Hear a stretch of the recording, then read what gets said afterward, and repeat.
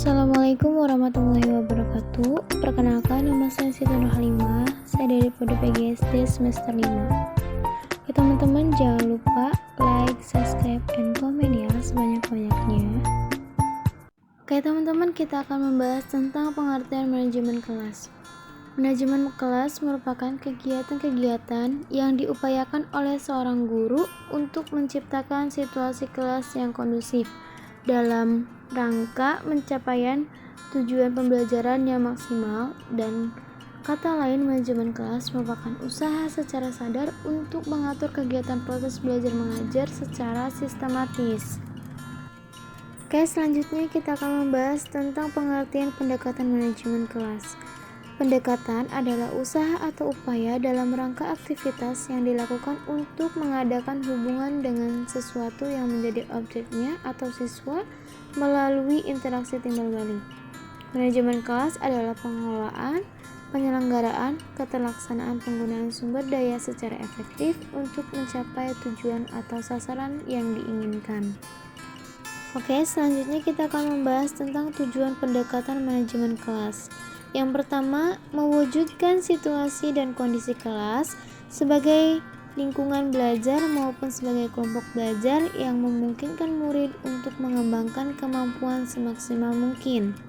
Yang kedua, menghilangkan berbagai hambatan yang dapat menghalangi terwujudnya interaksi belajar mengajar. Yang ketiga, menyediakan dan mengatur fasilitas serta alat belajar yang mendukung dan memungkinkan murid belajar sesuai dengan lingkungan sosial, emosional, dan intelektual murid dalam kelas. Yang keempat, membina dan membimbing sesuai dengan latar belakang sosial, ekonomi, budaya, serta sifat-sifat individunya.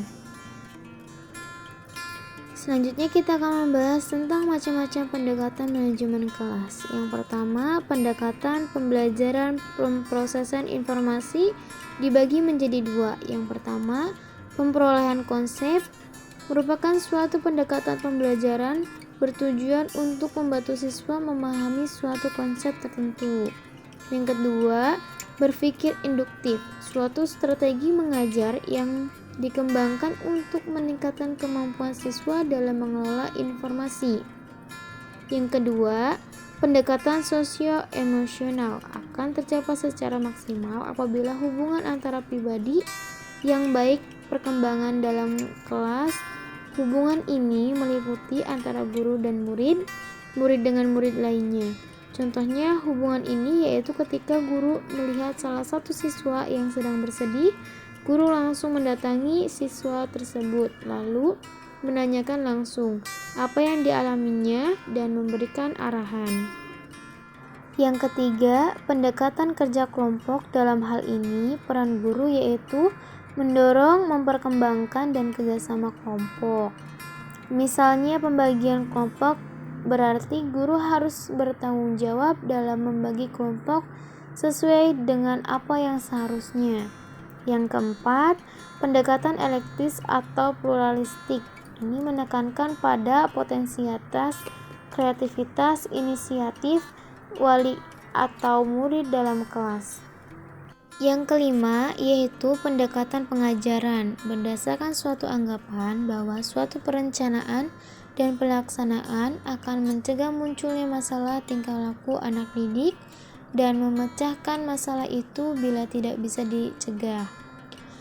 Keenam, yaitu pendekatan otoriter, adalah suatu pendekatan pengendalian perilaku peserta didik oleh guru. Contohnya seperti seorang guru saat meninggalkan ruang kelas, maka ia memberikan instruksi yang tegas kepada siswanya bahwa jika saya keluar kelas, maka saya akan tunjuk salah satu dari kalian untuk menjadi penanggung jawab mengamankan kelas. Yang ketujuh, yaitu pendekatan permisif atau kebebasan, merupakan perlunya memaksimalkan kebebasan siswa. Campur tangan guru hendaknya semaksimal mungkin dan peran sebagai pendorong pengembangan potensi peserta didik secara penuh. Yang kedelapan yaitu pendekatan instruksional. Ini berdasarkan pada pendirian bahwa pengajaran yang dirancang dan dilaksanakan dengan cermat akan mencegah timbulnya sebagian besar manajerial kelas. Contohnya, sebelum melakukan pembelajaran, seorang guru membuat perencanaan pembelajaran terlebih dahulu, sehingga pembelajaran tercipta proses belajar mengajar yang efektif. 9. Yaitu pendekatan behavior modification. Pengelolaan kelas diartikan sebagai suatu proses untuk mengubah tingkah laku anak didik. Peranan guru adalah mengembangkan tingkah laku anak didik yang baik dan mencegah tingkah laku anak didik yang kurang baik. 10. Yaitu pendekatan kompetensi atau pendekatan kemampuan siswa. Contohnya, dalam proses mengajar ditemukan seorang siswa yang kurang cepat dalam menangkap pembelajaran, maka agar anak tersebut tidak tertinggal dari teman-temannya, sehingga seorang guru harus melakukan remedial terhadap pembelajaran tersebut. 11. Yaitu pendekatan keterampilan proses, merupakan pendekatan pembelajaran yang menekankan pada proses belajar, aktivitas dan kreativitas peserta didik dalam memperoleh pengetahuan, keterampilan, nilai, sikap, serta menerapkan dalam kehidupan sehari-hari. 12. Yaitu pendekatan lingkungan.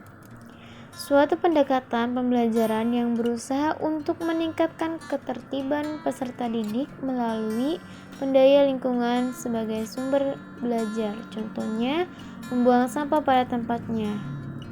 Mengapa seperti itu? Karena untuk menjaga lingkungan.